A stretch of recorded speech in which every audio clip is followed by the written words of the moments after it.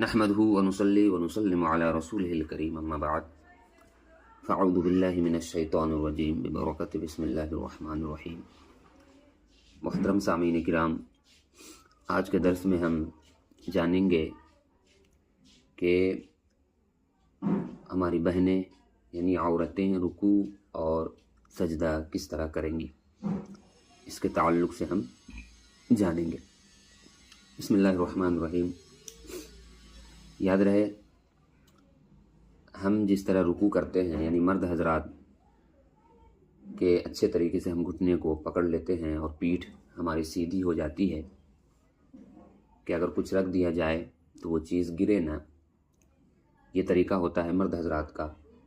مگر ہماری بہنیں اور خواتین حضرات کے لیے رکوع کا طریقہ اس سے مختلف ہے، اور وہ طریقہ یہ ہے کہ وہ ہماری طرح پیٹھ کو پورا اسٹریٹ نہ کر دے بلکہ ہلکا جھکے، زیادہ نہ جھکے، ہلکا جھکنا ان کے لیے بہتر اور مناسب ہے۔ اور سجدہ کا طریقہ یہی ہے کہ عورتوں کے لیے مستحب یہ ہے کہ وہ خوب سمٹ کر سجدہ کرے، یعنی بازوؤں کروٹوں سے ملا دے، اور پیٹ ران سے اور ران پنڈلیوں سے اور پنڈلیاں زمین سے ملا دے۔ احادیث طیبہ میں عورتوں کو اسی طرح سجدہ کرنے کی تعلیم فرمائی گئی ہے، اور چاروں فقہی مذاہب یعنی حنفی، مالکی، شافعی اور حنبلی سب اس پر متفق ہے کہ عورت جتنا ہو سکے سمٹ کر سجدہ کرے گی۔ اور کس طرح بیٹھے گی عورت، اس کے تعلق سے یہ مسئلہ بیان کیا جاتا ہے کہ عورتیں اس طرح بیٹھے۔ عورتوں کے لیے پہلے اور دوسرے قاعدے میں دائیں طرف دونوں پیر نکال کر سرین کے بل اس طور پر بیٹھنا مسنون ہے کہ دائیں ران بائیں ران پر اور دائیں پنڈلی بائیں پنڈلی پر آ جائے، اور اسی طرح پیر دائیں طرف رکھتے ہوئے خوب سمٹ کر سجدہ کرنا چاہیے۔ سمجھ رہے؟ تاہم یہ عام احوال میں حکم ہے، البتہ اگر کسی خواتین کے لیے اس طرح بیٹھنا اور سجدہ کرنا مشقت کا باعث ہو تو جس طرح سہولت سے سجدہ کر سکتی ہے۔ رکوع اور سجدے کی تسبیحات کتنی بار پڑھنی چاہیے، اس کے تعلق سے مسئلہ یہ ہے کہ بلا ضرورت 3 تسبیح سے کم پڑھنا مکروہ تنزیہی ہے۔ پہلے کے درس میں آپ کو بتا دیا گیا ہے کہ مکروہ تنزیہی کسے کہتے ہیں اور مکروہ تحریمی کسے کہتے ہیں۔ سمجھ رہے؟ اس کو ایک سینٹینس میں یوں سمجھیے کہ مکروہ تنزیہی سے نماز ہو جائے گی مگر ثواب میں کمی ہوگی، اور مکروہ تحریمی سے نماز نہیں ہوگی، اس نماز کو دوبارہ پڑھنا آپ پر لازم ہوگا۔ یہ ہے مکروہ تنزیہی اور مکروہ تحریمی کا مطلب۔ تو بلا ضرورت 3 تسبیح سے کم پڑھنا مکروہ تنزیہی ہے، یعنی ناپسندیدہ عمل ہے۔ اس کی عادت بنا لینا، اس کا معمول بنا لینا اگرچہ گناہ نہیں ہے، لیکن بلا وجہ اس کی عادت نہیں بنانی چاہیے۔ سمجھ رہے؟ بلا وجہ اس کی عادت نہیں بنانی چاہیے۔ خلاصہ کلام اس مسئلے کا یہ ہے کہ اگر کوئی شخص سبحان ربی العظیم ایک بار پڑھتا ہے اور ایک بار پڑھ کر کھڑا ہو جاتا ہے تو ایسے شخص کی بھی نماز ہو جائے گی مگر ثواب کم ملے گا، اور ایسا کرنا اس کے لیے مکروہ تنزیہی ہے، اور کنٹینیو اس طرح کرنا یہ صحیح نہیں ہے۔ اس کی عادت بنا لینا یہ طریقہ درست نہیں ہے۔ 3 بار آپ پڑھے، اور جب آپ نماز پڑھ رہے ہیں تو پورا ثواب لے، نماز پڑھنے کا پورا ثواب لے، تھوڑا تھوڑا ثواب لے، کیا مطلب ہے؟ تو جب آپ نماز پڑھ رہے ہیں تو پورا ثواب لے، 3 تسبیح پڑھے۔ اور جب ہم پچھلے درس میں قضا نماز کا طریقہ آپ کے سامنے پیش کر رہے تھے کہ قضا نماز کو آسانی کے ساتھ کس طرح ہم ادا کر لیں چند سالوں میں، تو فل ڈیٹیل میں آپ کو بتایا گیا تھا۔ وہاں پر ایک بات بتائی گئی تھی کہ رکوع اور سجدے میں صرف ایک بار سبحان ربی العظیم اور سجدے میں سبحان ربی الاعلیٰ کہے. یہاں پر ضرورت ہے، یہاں پر ضرورت ہے، اور بغیر ضرورت کے عام نماز میں، نماز پنجگانہ میں یہاں کوئی ضرورت نہیں ہے نماز کو شارٹ کرنے کی. وہاں ضرورت ہے، کیوں؟ اس لیے کہ آپ کے ذمے بہت ساری نمازیں ہیں، اب اس کو ادا کرنا ہے کسی طریقے سے، وہاں پر ضرورت ہے. مگر عام نماز میں ضرورت نہیں ہے، اس کو آپ کو پڑھنا ہی پڑے گا. یہاں ضرورت نہیں ہے، تو بلا ضرورت 3 تسبیح سے کم پڑھنا یہ نماز میں ثواب کو کم کر دیتا ہے، نماز میں ثواب کو کم کر دیتا ہے. تو ہمیں چاہیے کہ جب ہم نماز پڑھ رہے ہوں تو پورا پورا ثواب حاصل کریں. سمجھ رہے؟ بہار شریعت میں مکروہات تنزیہہ بیان کرتے ہوئے صدر الشریعہ مفتی امجد علی اعظمی علیہ رحمہ فرماتے ہیں، سجدہ یا رکوع میں بلا ضرورت 3 تسبیح سے کم کہنا، سجدہ یا رکوع میں بلا ضرورت 3 تسبیح سے کم کہنا یہ مکروہ تنزیہی ہے. وہی بات جو میں نے آپ کے سامنے پیش کیا اس کا حوالہ آپ کے سامنے پیش کر رہا ہوں. اور مکروہ تنزیہی کا حکم بیان کرتے ہوئے لکھتے ہیں کہ مکروہ تنزیہی جس کا کرنا شرع کو پسند نہیں مگر نہ اس حد تک کہ اس پر وعید عذاب فرمائے، یہ سنت غیر مؤکدہ کے مقابل ہے.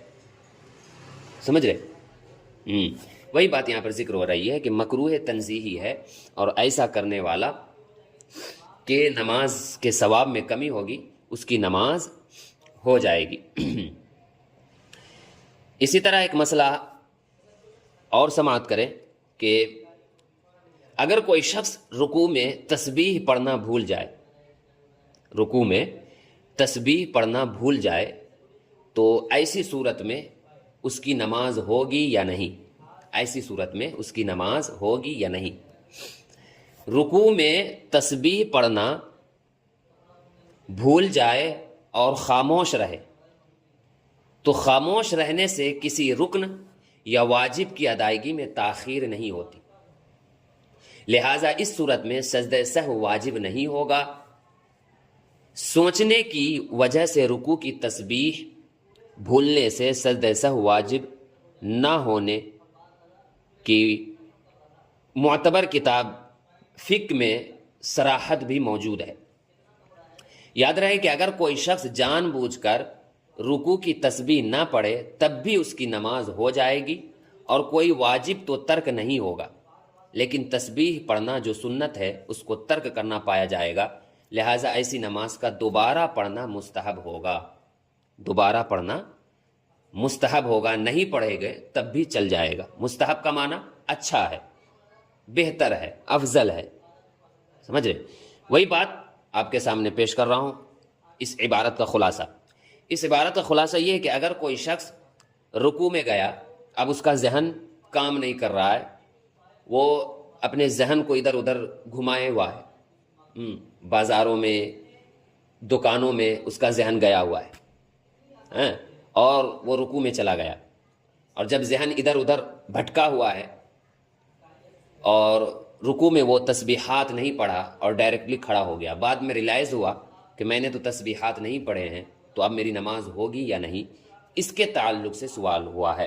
تو جواب یہ ہے کہ اگر کوئی شخص بھول کر رکوع میں تسبیحات نہ پڑھے تو ایسی صورت میں نماز اس کی ہو جائے گی، ایسی صورت میں اس کی نماز ہو جائے گی. کیوں؟ اس لیے کہ یہ سب چیزیں تسبیحات رکوع، تسبیحات سجدہ، یہ سنت میں سے ہے، اور سنت کو ترک کرنے سے، سنت کو چھوڑ دینے سے نماز میں خرابی نہیں آتی ہے، نماز ہو جاتی ہے. نماز میں خرابی نہیں آتی ہے، نماز ہو جاتی ہے. ایک مسئلہ اور ذکر ہو رہا ہے کہ رکوع میں 3 مرتبہ سبحان ربی العظیم پڑھنا اور سجدے میں 3 مرتبہ سبحان ربی الاعلیٰ پڑھنا سنت ہے. سمجھ رہے؟ اگر کوئی شخص بلا ضرورت یا ضرورت دونوں کو سامنے رکھے، ضرورت کے تحت اگر کوئی ایک بار سبحان ربی الاعلیٰ یا عظیم پڑھتا ہے تو بھی اس کی نماز ہو جائے گی، مگر ایسا کرنا اس کے لیے درست نہیں ہے۔ اور اگر کوئی شخص 3 بار پڑھتا ہے تو یہ سنت رسول صلی اللہ علیہ وسلم ہے، مگر 3 بار پڑھنا یہ افضل اور بہتر ہے۔ اور اگر کوئی شخص بھول سے نہیں پڑھتا ہے تب بھی اس کی نماز ہو جائے گی۔ سارے مسئلے کا خلاصہ میں آپ کے سامنے پیش کر دیا۔ اگر کوئی رکوع کی تسبیح سجدے میں اور سجدے کی تسبیح رکوع میں ادا کر لے تو اس سے سجدہ سہو لازم نہیں آئے گا، لیکن سنت طریقہ وہی ہے جو اوپر ذکر ہوا۔ یہاں پر ایک مسئلہ اور ذکر ہو رہا ہے کہ اگر کوئی شخص رکوع میں سبحان ربی العظیم کی جگہ سبحان ربی الاعلیٰ پڑھ دے، اسی طرح سجدے میں سبحان ربی الاعلیٰ کی جگہ سبحان ربی العظیم پڑھ دے تو کیا ایسی صورت میں نماز ہوگی یا نہیں؟ یہ ہے مسئلہ، ایسی صورت میں نماز ہوگی یا نہیں۔ تو مسئلہ ذکر یہ ہو رہا ہے، صاحب کتاب فرما رہے ہیں کہ ایسی صورت میں بھی نماز ہو جائے گی، مگر ایسا کرنا یہ سنت طریقہ نہیں ہے، یہ خلاف سنت ہے، یہ خلاف سنت ہے، مگر اس کی نماز ہو جائے گی، مگر اس کی نماز ہو جائے گی۔ اگر کوئی شخص سبحان ربی الاعلیٰ پڑھ دیتا ہے رکوع میں یا سجدے میں سبحان ربی العظیم پڑھ دیتا ہے تو ایسی صورت میں بھی اس کی نماز ہو جائے گی، مگر یہ نماز پڑھنے کا سنت طریقہ نہیں ہے۔ سنت طریقہ یہی ہے کہ جو تسبیحات جہاں پڑھنی چاہیے وہی تسبیحات کو پڑھے، اپوزٹ نہ کر دے، خلاف نہ کر دے، الٹا نہ کر دے۔ سمجھ رہے بات کو؟ تو محترم سامعین و سامعات، جیسا کہ آپ نے رکوع کے تعلق سے بہت سارے مسائل کو سماعت کیا کہ رکوع کرنے کا طریقہ کیا ہونا چاہیے، ہماری بہنوں کے لیے رکوع کرنے کا کیا طریقہ ہونا چاہیے، رکوع میں درپیش کیا کیا مسائل آ سکتے ہیں، ان مسائل کو آپ کے سامنے پیش کیا گیا۔ تو امید کرتے ہیں کہ رکوع کے تعلق سے جو بھی مسائل تھے حتی الامکان میں نے پیش کر دیا۔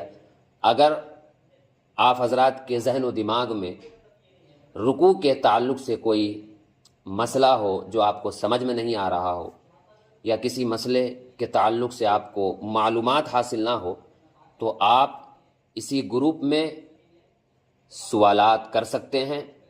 حتی الامکان انشاءاللہ تبارک و تعالی مکمل واضح انداز میں آپ کو جواب دیا جائے گا۔ تو یہ تھا آج کا درس رکوع کے بارے میں۔ انشاءاللہ تبارک و تعالی کل ہم پھر آپ کی خدمت میں حاضر آئیں گے نئے درس کے ساتھ، نئے مسائل کے ساتھ، جو آپ کے علم میں بھی اضافہ کرے گا۔ اللہ تبارک و تعالی سے دعا ہے کہ بولنے اور سننے میں جو بھی غلطیاں اور گستاخیاں ہوئی ہو معاف فرمائے۔ استغفر اللہ ربی من کل ذنب واتوب الیہ، اشہد ان لا الہ الا اللہ واشہد ان محمدا عبدہ ورسولہ۔ ہم سب کو زیادہ سے زیادہ علم دین حاصل کرنے اور علم دین حاصل کرنے کے ساتھ ساتھ اس پر عمل کرنے اور اس کو زیادہ سے زیادہ لوگوں تک پہنچانے کی یا اللہ توفیق دے، آمین۔ السلام علیکم ورحمۃ اللہ۔